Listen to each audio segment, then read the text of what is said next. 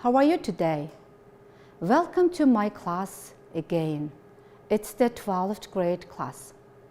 So, before the lesson, we will the video which is about what we are going to study today.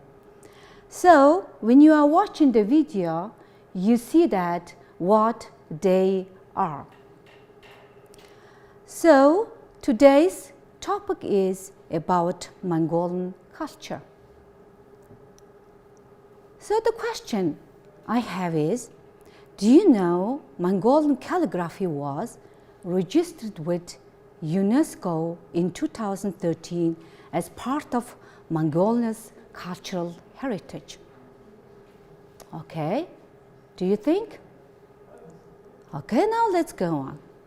So, if you know that, I have the questions about your knowledge.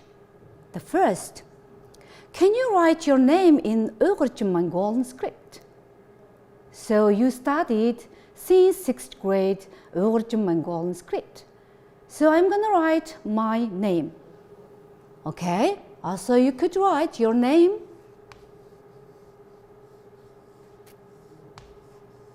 Нарангэрэл Чила Гон Ху. Okay, so I think so you wrote it. So that's why our class is connected today Mongolian script. Okay, second question is, have you ever seen this stone inscription before? I guess you studied about its history. So third question is, what do you think it will be related to the text you are going to read? So you can see the picture about the stones. Okay? So our lesson will be very interesting today, because this lesson is connected with history under 6th grade about the stone. And also it is connected with on the 7th grade about Chinggis stone. If you want to remind this story, you could search e-content and you can find the book, The History on the 6th and 7th grade. So, as you know, you remember that on the stone there is the Mongolian sentence which is Чингис хааныг сартууд иргэдийг дайлан мордож бууж хамаг Монгол улсыг ардыг буг чочуухаанд хурсанд 9г 335 алдыг онлоо гэж бичсэн байдаг байжээ. Okay, let's continue. Before doing the vocabulary, you will open the book, page 103. So, I have some vocabulary, it is in the text. Okay, first word is scribe. Scribe. So, listen and repeat after me. Scribe. So, what does this word mean? Okay, let's see that. A person employed before printing was invented to make copies of documents. You see here the word is in Mongolian as a previous lesson. So next word is inscription. Inscription. Inscription. So what does this word mean?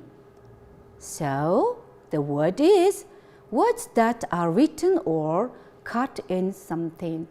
In Mongolian custom, in the old days, we wrote on the stone. Okay, next word is interpretation. Interpretation. Interpretation. Okay, what does this word mean? Okay, now see that. An explanation or opinion of what something means. Okay, now you know few words. The next one is dignitary. Okay, listen and repeat after me. Dignitary.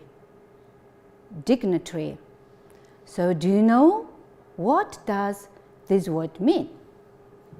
Okay, I will help you now. So, it means a person who has an important position in a society.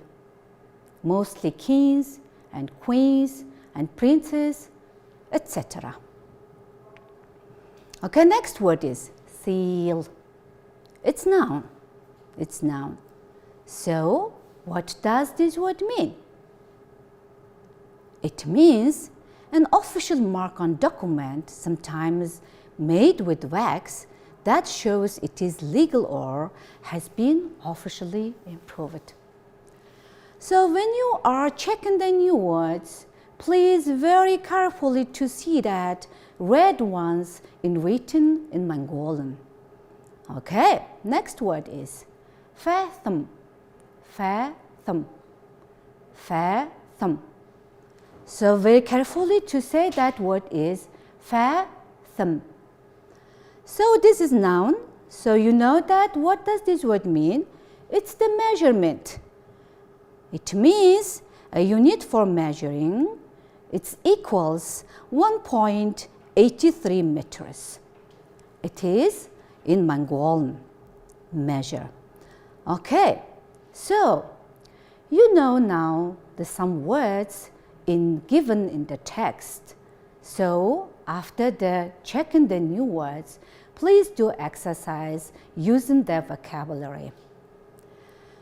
So now I want to check you. So do you remember these words which is I given you? Okay, what does scribe mean? Do you remember that? Okay, I gave you now. So it means that one, scribe.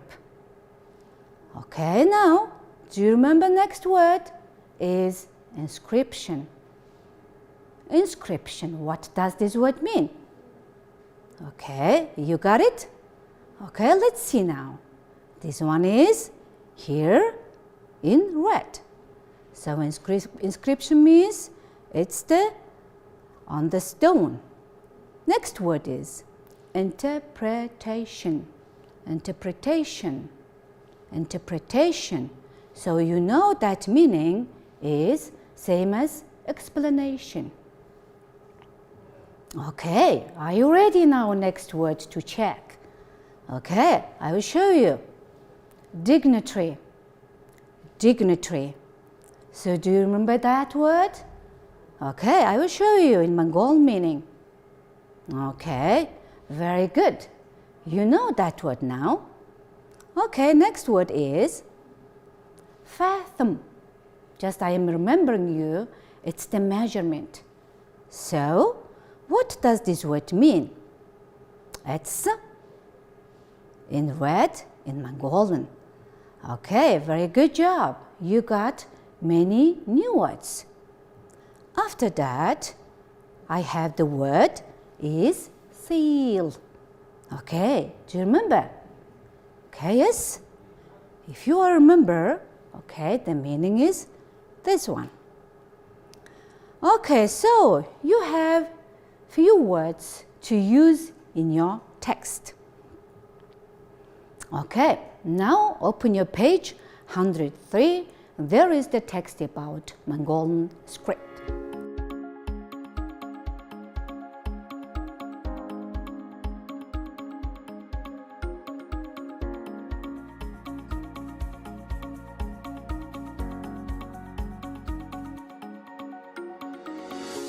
So, these texts all use it in new words, which is in red ones. Number one, after Tayahan's scribe, Tatatonga had been captured along with his seal, Chinggis Khan adapted the system of writing used by the Naimans and had it taught to his princes and dignitaries. Do you remember that dignitary? So dignitary is a person who is an important in society. Okay, number two. The earliest extant example of Өдөр Mongolian script is the 5-line stone inscription known as Chinggis stone inscription. So, you know about the inscription, the word is in red. Okay, I think so you understood these two sentences. Now, go on. Number 3. One interpretation of this inscription could be as dignitaries followers. While Chinggis Khan was holding an assembly of Mongolian after his conquest of Sartol, it means East Turkestan, Yisunga Mirgin shot a target at 335 fathoms. So 335 fathoms equals 536 meters far. So now you're reminded that your history lesson about Chinggis Khan stone inscription. And here again, before the lesson, beginning of the lesson, I reminded you the word is Chinggis Khanыг Сартул иргэдийг дайлан бууж хамаг Монгол улсын ардыг буг сочухаад хурсанд Есүнгээ 335 м алдыг онлоо гэж бичсэн ажээ. Okay, now you know that what the sentences is on the stone. Okay, now let's go on. The second section is about grammar. It's about time clauses and sequence of tenses. So I have here just 4 time clauses. As you know, there are many time clauses in English, but here now I have 4. Okay, let's see before. So before I traveled to Hufsgård, I was very boring. So this sentence's main sentence is I traveled to Hufsgård. So time clauses is always go with together main sentences. And when you are using before beginning of the sentences, you have to use comma. It means before I traveled to Hufsgård, comma, I was very boring. So we can switch off that sentences, but it doesn't work. So it's okay, the meaning is same. I was very boring before I traveled to Hufsgård. Okay, next one is after. After is the same as before, but the meaning is different. After I went to Hufsgård, I was very happy. So when you are using after time clause, beginning of the sentences, you also use comma. After I went to Hufsgård, comma, I was very happy. We can switch these sentences same. Okay, third one is while. While Chinggis Khan was holding assembly, Sunge Mirgin shot a target at 335 fathoms. So when you are using the while, the sentences is longer action. But when you are using the past simple shot, this action is shorter. The last one is when. When means at this time.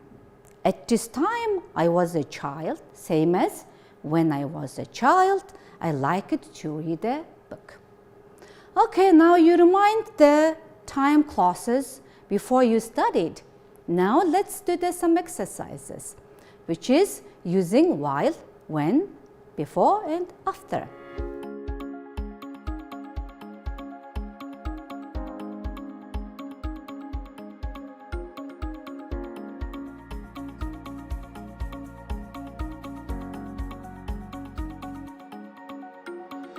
Okay, number 1. Blank, I was driving home. I ran out the petrol. Okay, let's see. Are you ready? Okay, the correct answer is while. Number 2. He was reading a book. Blank, his children came. So he was reading a book is longer action. So what do you think? Is it when or while? Okay, it is when. It's correct. And she was cooking, blank, she burnt herself. So what do you think about it? The correct answer is when. Okay, you're right. Blank, I was cooking dinner. My mother was talking on the phone. So I was cooking dinner. My mother was talking on the phone. These two sentences are in the continuous tenses. So, it is while because it is the simultaneous action. Okay, next one is blank. I have washed the dishes. I will do my homework. Okay, so here you can use before and after. Okay, let's see that the correct answer. What do you think? Okay, after. Next, I will not sign blank. I have talked to my lawyer. So is it before or after? Okay, are you ready? Okay, it's before. He went to the university blank. He left the school. Okay, is it before or after? When you are choosing before and after, you will check the meaning of the sentence. So let's see here, after. Okay, last sentences is blank. I have finished my work. I will go out. So, what do you think? Here we go. It's after. Okay, thank you so much for these doing exercises. So, I will give you the homework, which is we studied about. The homework is number 1, do exercise 11 ABCDE on the page 104 and 105. It will be 85% about in English in use. When you are doing that, check very carefully.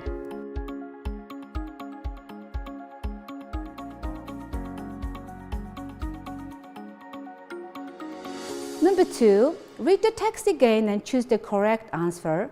Exercise 8 on page 104. It will be 50% of your lesson. It is about reading.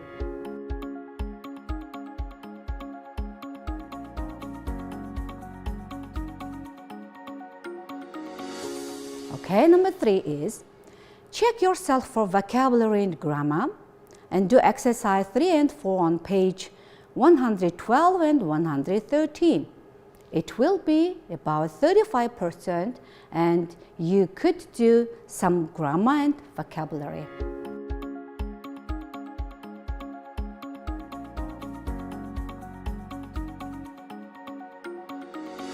Okay, today's lesson is over. So thank you for watching me and good luck for your studying. Thank you, bye.